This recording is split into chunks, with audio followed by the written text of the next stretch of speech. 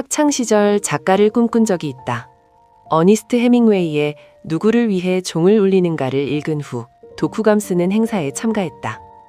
볼펜을 꾹꾹 눌러 써냈고 어쩌다 상까지 받았다. 그 후로 몇 달은 내가 마치 해밍웨이가 된 듯 그의 책 노인과 바다를 끼고 살았다.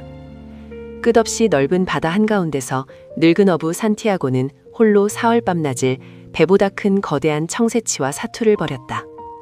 마침내 사흘째 되던 날 늙은 어부는 작살로 청새치를 잡고 배에 묶어 돌아오는데 상어의 공격에 물고기는 뼈만 남게 되었다. 노인의 강인함과 용기, 불굴의 의지를 보면서 강한 존재를 동경했다. 우연히 노인과 바다를 다시 읽게 되었다.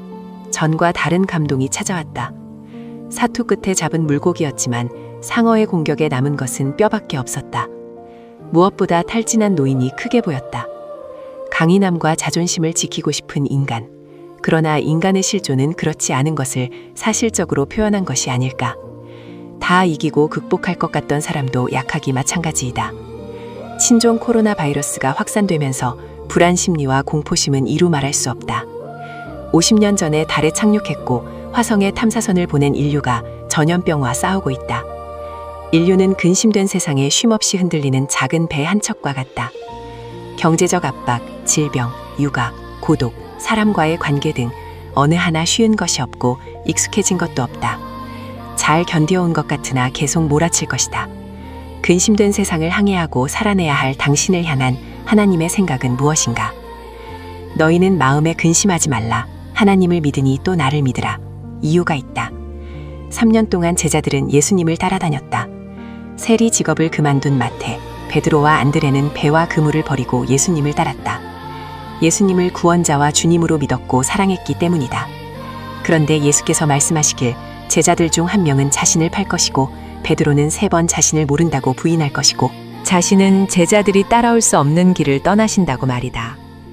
내 아버지 집에 거할 곳이 많도다. 그렇지 않으면 너희에게 일렀으리다. 내가 너희를 위하여 거처를 예비하러 가노니 가서 너희를 위하여 거처를 예비하면 내가 다시 와서 너희를 내게로 영접하여 나 있는 곳에 너희도 있게 하리라. 내가 어디로 가는지 그 길을 너희가 아느니라. 하나님 아버지 집에 성도들이 있을 곳이 많다는 말씀이다. 다른 번역 성경에서 있을 곳을 맨션으로 번역했다. 많은 저택이 있어도 당신을 위한 집이 없으면 어떻겠는가? 예수께서 제자들을 위해 예수 믿는 사람들 각각을 위한 맨션을 준비하러 가신다고 하셨다. 예수께서 가시는 곳은 하나님의 나라이고 이미 그곳에 가는 길을 제자들에게 알려주셨다. 진실로 진실로 내게 이르노니 사람이 물과 성령으로 나지 아니하면 하나님의 나라에 들어갈 수 없느니라. 도마가 그 길을 알지 못한다고 했는데 어찌 도마만 몰랐겠는가? 아는 것과 이해하는 것은 차원이 다르다.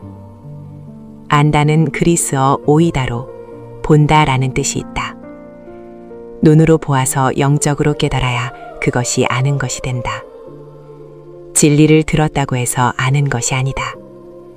홍해가 갈라지고 뱀에 물린 자가 살아나고 반석에서 물이 터져 나오는 것을 보았다고 해서 진리를 아는 것이 아니다. 말씀이 생각 속으로 들어와서 나를 설득한다고 해도 영적인 지식이 되지 않으면 아직 아는 것이 아니다. 미국에 오기 전 큰아이 학교 입학을 생각해서 한국에서 예방접종을 거의 마쳤다. 어른인 나도 주사 바늘을 보면 왼팔에 맞을까 오른팔에 맞을까 주저하는데 아이는 어떠했겠는가? 그런데 큰아이는 왜 주사를 맞아야 하는지 묻거나 안 맞겠다고 하지 않았다. 예방접종을 하면 나중에 덜 아플 수 있다는 것을 알았다. 그런데 문제는 작은 아이였다. 미국에 올 당시 학교 들어갈 나이가 아니어서 한국에서 예방접종을 마치지 않았다. 시에서 운영하는 시설에 다닐 수 있게 되어 예방접종 목록을 들고 보관소로 둘째 아이를 데려갔다.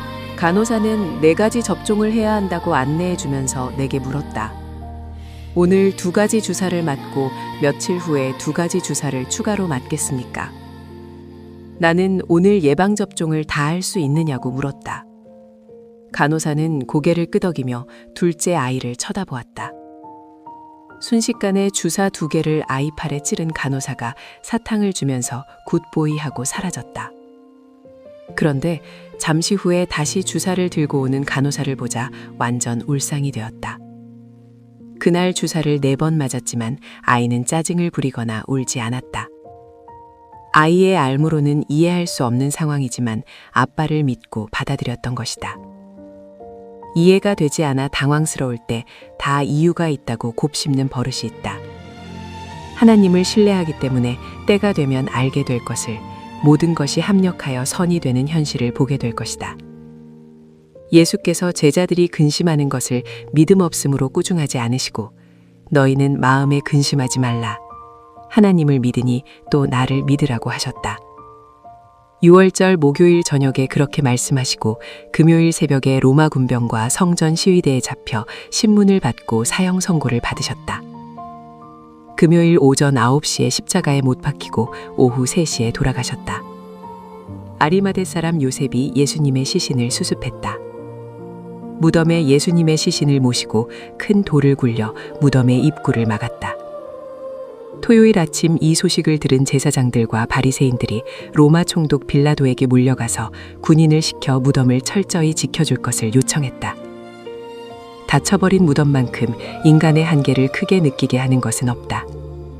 모든 것이 끝나버린 것이다. 더는 할 수 있는 일이 없다.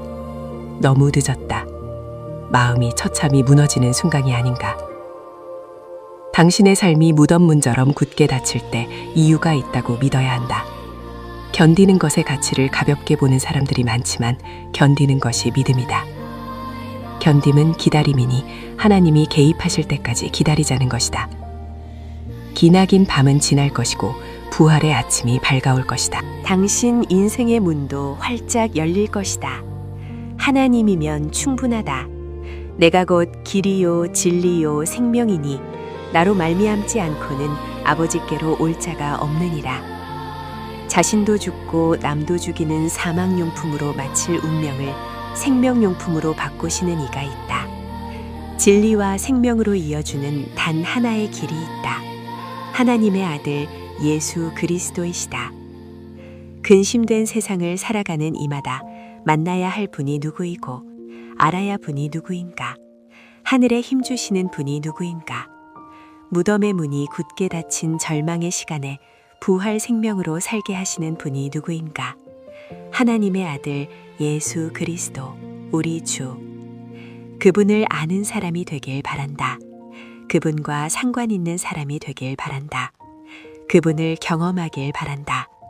그래서 하나님을 절대 신뢰하는 인생이 되길 축복한다. 역전의 하나님. 미국 남가주에 있을 때 섬겼던 한 형제가 소식을 전해왔다. 교회를 그만 다니겠다는 것이다. 이민 와서 형제 부부는 샌드위치 가게를 운영하며 남매를 키웠다. 자녀들도 잘 크고 비즈니스도 안정되었는데 교회 생활에 어려움이 있었다. 자부심을 가지고 섬겼던 교회에 대한 실망과 존경했던 신앙 선배들의 이중적인 생활에 깊은 상처를 받고 있었다. 예배할 때나 봉사할 때는 천사 같은 신앙 선배들이었는데 말을 잇지 못하고 흐느끼는 형제에게 물었다. 형제님, 하나님을 믿으십니까? 네, 믿습니다. 그러면 어떤 하나님을 믿으십니까?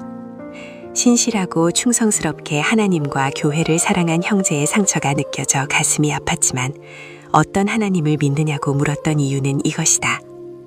기대와 소망을 두었던 대상이 무너질 때 그 대상을 보지 말고 하나님이면 충분하다고 말하고 싶었다.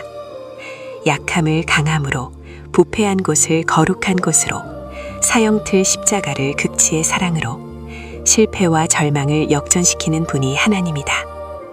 흉악한 세상의 작은 배처럼 흔들리는 이여, 하나님이면 충분하다.